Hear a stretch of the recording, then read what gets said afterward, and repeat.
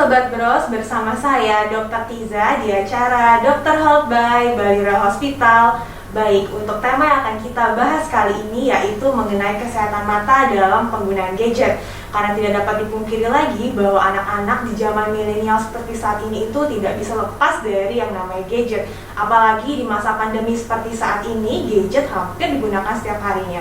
Karena gadget digunakan untuk sebagai media pembelajaran. Nah, untuk itu pada kesempatan kali ini senang sekali kami telah kedatangan seorang dokter, yaitu Dr. Logede Angga Sari Dewi, spesialis mata, yang mana nantinya Dr. Angga akan menjelaskan dan menjawab semua pertanyaan tentang tema yang akan kita bahas kali ini. Baik, apa kabar Dr. Angga? Baik, ya, wah baik, cantik sekali ya hari ini dok. Terima kasih, sama juga seperti saya. Wah, terima kasih. Baik dok, apa sudah siap dok untuk sesi tanya jawab kali ini? Ya, mau tidak mau siap. Iya, kalau gitu kita mulai saja ya dok untuk sesi tanya jawabnya. Nah, untuk yang pertama nih dok ya, untuk mempersingkat waktu, jadi dok dalam situasi pandemi saat ini itu kan banyak kegiatan itu dibatasi dan semuanya dari rumah. Nah, dan sekarang metodenya itu online dan menggunakan gadget. Apakah ada apa tidak sih dok efek samping dari penggunaan gadget terus-menerus dalam kesehatan mata? Jadi gadget itu seperti kita tahu saat ini merupakan alat bantu yang sangat membantu kita karena berbagai macam informasi di dunia dapat kita dapatkan dengan mudah. Selain itu, kita bisa berkomunikasi dengan gadget itu tanpa harus bertemu. Jadi berkomunikasi dengan cara interaktif atau daring. Selain itu juga seperti kita tahu, selain gadget ada laptop, itu juga sangat membantu kita dalam bekerja. Jadi dalam pekerjaan itu ada efisiensi yang bisa kita kerjakan melalui laptop. Namun kita juga menyadari penggunaan gadget yang terlalu lama, lebih dari 3 jam, tentu saja akan memberikan efek buruk pada mata. Karena apa? Gadget ini seperti halnya kita membaca itu merupakan aktivitas jarak dekat. Jadi apabila terlalu lama kita kerjakan, otomatis akan ada timbul efek-efek yang lain di bagian mata. Nah, selain itu ada hal-hal yang akan memperkeruh, akan membuat efek buruk itu menjadi lebih buruk lagi jika durasi penggunaan gadget atau laptop itu akan lebih lama. Lalu ada efek dari cahaya dari saat kita menggunakan gadget atau posisi yang tidak benar. Dan di balik ini kan panas, jadi penggunaan AC itu otomatis akan membuat mata kita lebih kering. Nah, kembali lagi, penyakit-penyakit apa saja yang bisa muncul setelah penggunaan gadget secara tidak benar itu? Yang pertama itu adalah mata lelah, atau bisa kita sebut dengan astenopia. Nah, astenopia atau mata lelah ini biasanya dari penelitian itu akan muncul 50% hingga 80% bagi para pengguna gadget dengan jangka waktu yang lama. Seperti itu. Yang kedua, kelainan yang mungkin muncul adalah kelainan refraksi. Apa itu kelainan refraksi? Berupa mata minus, mata silinder, mata plus, seperti itu. Selain itu pula, karena adanya penggunaan AC, otomatis mata kita kering. Belum lagi kalau misalnya dengan gadget itu refleks mengedip kita itu berkurang. Kenapa berkurang? Karena dengan melihat laptop, dengan melihat gadget, mata kita dipaksa untuk fokus. Jadi dengan fokus itu mengedipnya berkurang, mata akan menjadi kering karena tidak ada yang melumasi bagian mata. Nah, yang terakhir, yang paling sering saat ini dibahas adalah adanya computer vision syndrome. Apa itu? Jadi computer vision syndrome itu adalah kumpulan dari berbagai gejala yang disebabkan oleh penggunaan komputer dalam jangka waktu lama. Apa aja? Itu terbagi menjadi beberapa gejala. Mulai dari gejala penglihatan, jadi penglihatan kita akan tampak kabur, double, atau yang lain. Yang kedua, Gejala berupa gejala di bagian mata. Apa itu? Mulai dari matanya perih, rasa terbakar, rasa tertarik, seperti tersobek, seperti itu. Nah, gejala yang lain juga, jadi adanya otot-otot yang lain juga terkena. Jadi otot leher, otot pundak itu terasa seperti tegang sekali. Nah, yang lainnya juga yang mungkin jarang kita sadari, jadi ada gejala psikis. Akibat ada mata yang tidak nyaman, adanya otot yang bekerja terlalu keras, kita akan mudah tersinggung, mudah lelah, mengantuk, nah seperti itu. Jadi itulah efek-efek samping yang biasanya muncul setelah penggunaan gadget. Nah, untuk pertanyaan kedua ya dokter ya. Nah, untuk apa ada nggak sih untuk cara agar mata kita tuh terjaga kesehatannya?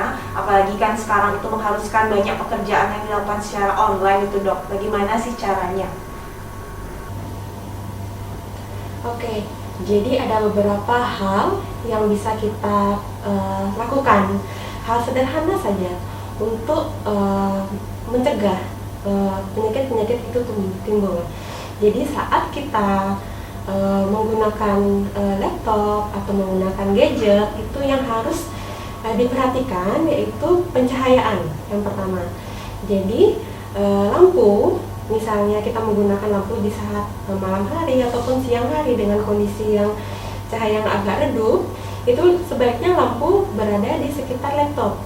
Jangan berada di belakang kita yang akhirnya lampu itu akan memantul dan membuat mata kita silau. Itu yang membuat kita tuh gampang lelah matanya.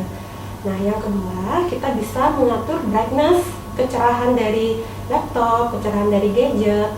Nah, itu juga untuk membuat mata kita lebih nyaman. Nah, yang ketiga, jangan lupa, karena kita terus berfokus lihat gadget, lihat laptop, itu refleks mengedip kita berkurang. Jadi, jangan lupa kita harus berkedip lebih sering. Jadi sekitar 15 sampai 20 kali per menit. Jadi setiap 3 detik lah kita berkedip.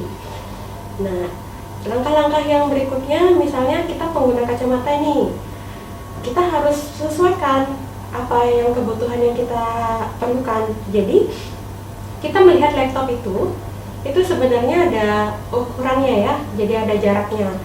Untuk memudahkan, sebenarnya ada yang namanya aturan 1 to 10.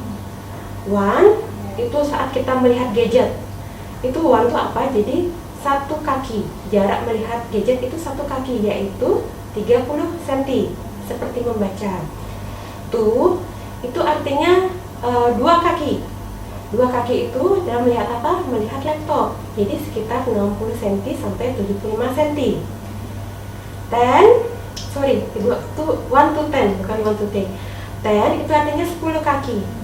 10 itu kita melihat 10 kaki atau sekitar 3 meter, itu adalah melihat televisi. Jadi itu jarak-jarak yang disarankan.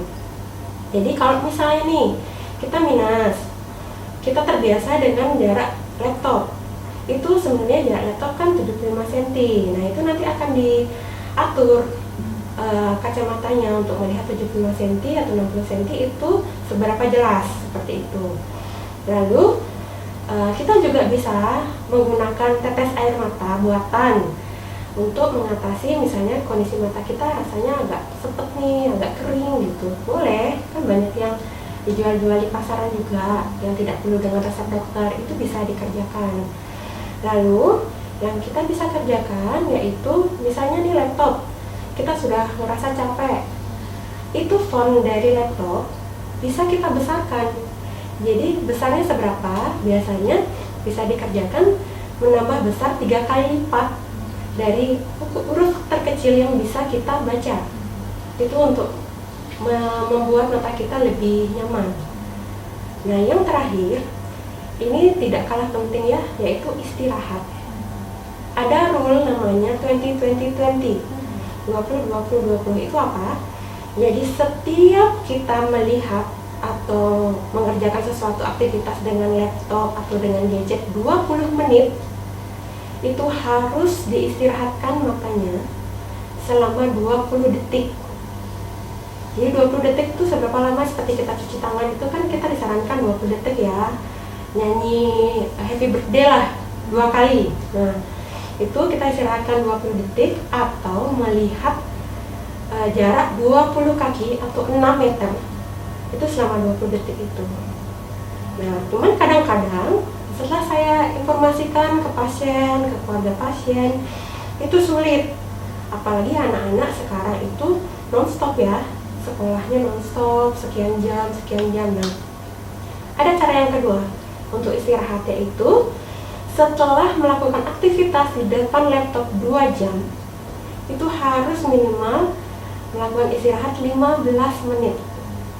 Nah, itu mungkin lebih masuk akal ya, karena memang kita dari kecil pun kita terbiasa misalnya di sekolah yang biasa, setelah 2 mata pelajaran kita diistirahatkan 15 menit, itu kan memang sudah biasa, mungkin lebih masuk akal seperti itu. Jadi itulah langkah-langkahnya dokter, bisa kita kerjakan dengan cara yang sangat sederhana menurut saya gitu. Pertanyaan selanjutnya ya dokter ya, dan pada saat kapan sih kita tuh harus memeriksakan mata kita itu ke dokter kalau di zaman seperti ini yang dengan online terus seperti itu? Oke, baik. Jadi telah saya sampaikan tadi cara-cara bagaimana kita menghindari mata lelah yang lain, itu harus dikerjakan dulu. Jadi setelah itu dikerjakan, kalau misalnya dalam jangka waktu beberapa bulan, nah sebenarnya itu gejala-gejala yang tadi itu tidak permanen, dok. Jadi begitu kita lepas dari laptop, lepas dari gadget, harusnya gejala itu menghilang. Tapi setelah kita lepas dari gadget, lepas dari laptop, ternyata masih ada gejala yang sama. Setelah kita istirahatkan beberapa hari masih juga gejala yang sama, silakan datang. Nanti kita periksakan apakah ini penyakitnya murni karena penggunaan laptop atau ada penyakit lain ternyata yang mendasari yang menimbulkan gejala-gejala yang serupa seperti itu. Nah, tidak lupa kalau misalnya sudah awalnya dengan pengobatan tetes, itu bisa disampaikan ke kita apa macam obat tetesnya, barangkali mungkin tidak cocok atau gimana. Baik, untuk pertanyaan selanjutnya lagi, yaitu dok, ada yang namanya dikatakan kacamata radiasi. Seberapa efektif sih kacamata radiasi itu? Apakah benar seperti yang kita dengar-dengar itu efektivitasnya? Oke, ya memang ini pertanyaannya sering sekali ya ditanyakan sama pasien. Jadi sebenarnya apa sih yang kita takutkan dari laptop? Jadi yang kita takutkan sebenarnya adanya radiasi dari sinar biru. Sinar biru ini dipancarkan oleh laptop ke mata kita. Itu jeleknya dia karena gelombangnya pendek, dia akan cepat masuk tanpa bisa kita filter di mata kita. Nah, yang ditakutkan oleh beberapa ahli itu sinar biru ini akan dapat merusak lapisan saraf mata kita, karena jika itu terus-terus dia akan merusak sel sehingga penglihatan kita akan terganggu. Namun ini penelitiannya juga belum banyak dikembangkan, dokter. Jadi apakah benar sinar biru ini membuat segitunya sampai kehilangan penglihatan atau bagaimana? Nah, terus kembali lagi ke kacamata filter. Nah, kacamata filter kalau yang berkembang di luar itu sebenarnya kacamata berwarna kuning. Itu yang disarankan. Kenapa? Warna kuning itu dianggap katanya bisa memfiltrasi, menyaring sinar biru yang masuk ke mata kita. Atau selain itu kita juga bisa kerjakan yaitu adanya filter di laptop jika kita tidak nyaman dengan kacamata kuning. Itu katanya bisa efektif katanya. Cuman tidak beberapa penelitian juga itu mengatakan itu tidak seefektif itu. Apakah perlu atau tidak, ya kita kembalikan ke konsumen sebenarnya. Nah, untuk kacamata radiasi yang sekarang berkembang, katanya di sebelah sini ada apa gitu yang anti radiasi itu. Nah, itu juga saya sempat cari-cari, sayangnya sampai saat ini belum banyak penelitian yang menyebutkan hal itu.